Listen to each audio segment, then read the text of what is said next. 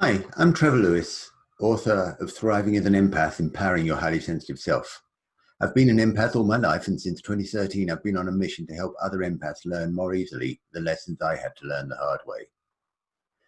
This talk is about empaths, our family of origin, mental health, addictions, and food.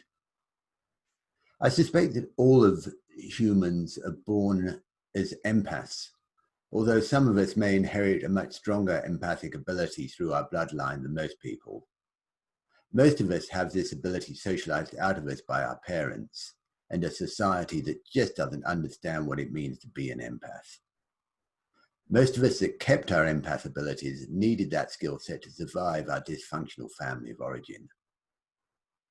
Family of origin is a term that usually includes everybody that had a role to play in our formative child years, whether they were blood relatives or non-biological adopted family.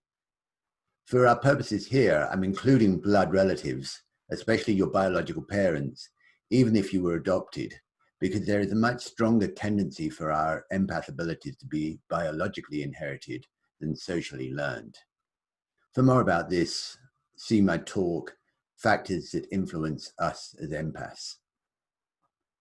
Whenever I have a room full of empaths in front of me, I like to ask, how many of you know who you inherited your empath abilities from? Whether it be parents, grandparents, aunts or uncles, about a third of the room will put their hand up. My next question is, and how many of you have mental health challenges in your family?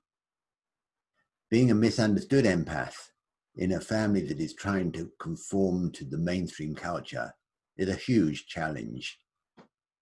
There are plenty of mental health care professionals who are more than happy to provide diagnoses and drugs so that someone who doesn't fit into the mainstream culture has an assigned place. Of course, so the same person would be treated as a potential shaman in an indigenous culture. When I ask this question about mental health, another third of the room will put their hand up. My last question is, how many of you have chemical addictions, drugs or alcohol in your family? At this point, I usually have all or nearly all of the remaining hands being raised. It's hard processing other people's emotions, and one of the attractions of putting chemicals into the body is that it provides a form of escapism. The physiology is so overloaded processing the chemicals that the emotional input is overwritten. There is a respite from the emotional overwhelm. An empath with no other tools can get a sense of peace. Having mentioned chemical addictions, it's worth mentioning a less damaging form of self-medication, namely food. Food is a way of overloading the body with mechanics of digestion so that the emotional input is not so overwhelming.